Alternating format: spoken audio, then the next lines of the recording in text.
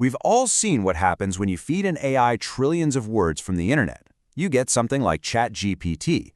But what would it take to build a GPT for the physical world, an AI for robots?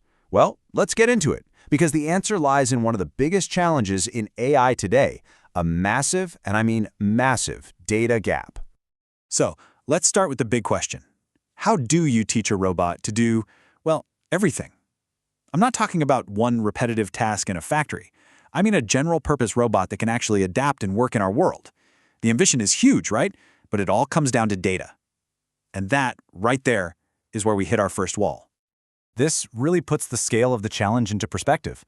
On one side, you've got LLMs, which have been trained on literally trillions of text tokens scraped from the web. And on the other side, the biggest data sets we have for robots are just a tiny, tiny fraction of that. We're not talking about a small gap here. This is a chasm. So just how big is this chasm? Well, that brings us to what we can call the 70,000-year problem. And to really get why that number is so wild, we first need to figure out what we're even counting. To do the math, we need a unit of measurement. Let's call it a robot token. Now, this isn't like a word. A robot token is a single, valuable snapshot from its sensors. Think cameras, joint positions, all of it.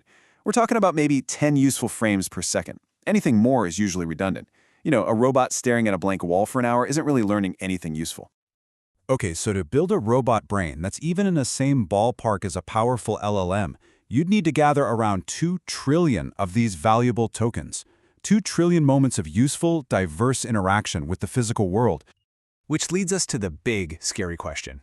If we had just one robot working 24/7, only collecting that good, valuable data, how long would that take? 70,000. Just let that number sink in for a second. It sounds completely and utterly impossible, right? Yep, that's what it means. It would take a single robot 70,000 years of continuous, useful work to gather enough data. I mean, that's a number so large, it basically shuts the whole project down before it even starts. But what if it doesn't have to? See, luckily, there are ways to speed this whole thing up, dramatically. There are 3 key breakthroughs, 3 big ideas that could take this impossible number and shrink it down to something that's actually feasible. Let's think of it as a scaling toolkit. First, you don't use just one robot, you scale the fleet. Second, you multiply your real-world data with simulation. And third, and this one is really cool, you get robots to learn by watching us. Let's break down how each one of these hacks the timeline. The first idea is the most straightforward one. If one robot is too slow, use more robots, a lot more robots. And the world is already full of them. We're talking millions of industrial arms, over 1 million drones in the US alone, thousands of robot dogs and humanoids. The problem is, most of them are doing the same boring, repetitive task over and over and over. That's not the rich, diverse data we need.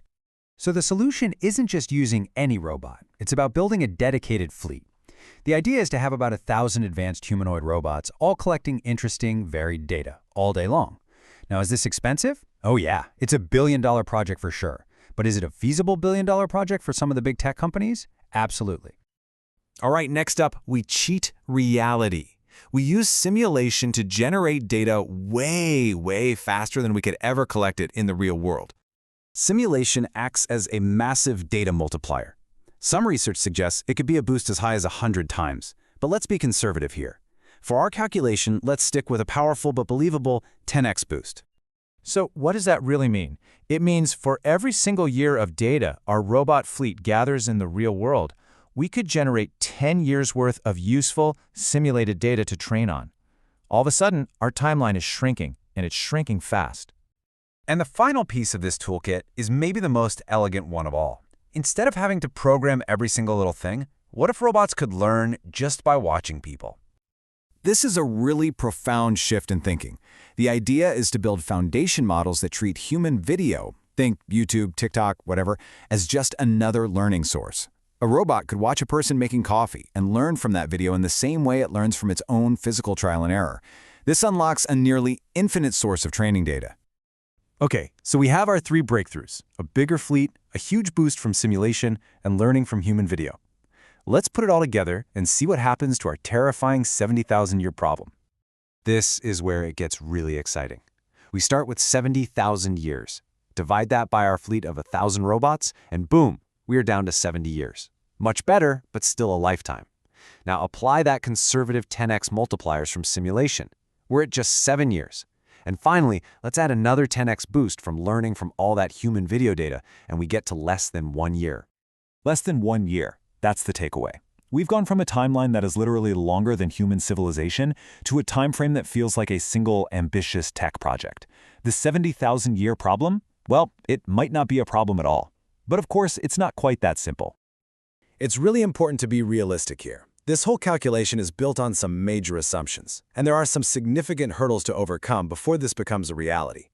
For this roadmap to work, everything hinges on collecting interesting data, not just repetitive actions. We're also assuming that data from simulation and video stacks perfectly with real robot data, which is a huge open question.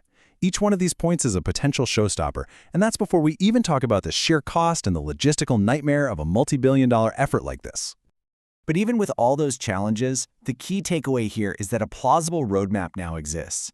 The path from a seemingly impossible number to a feasible project is actually clear. So the question is no longer if we can get the data to train a Robot GPT. The real question is, who has the resources, the vision, and the will to be the first to actually build it?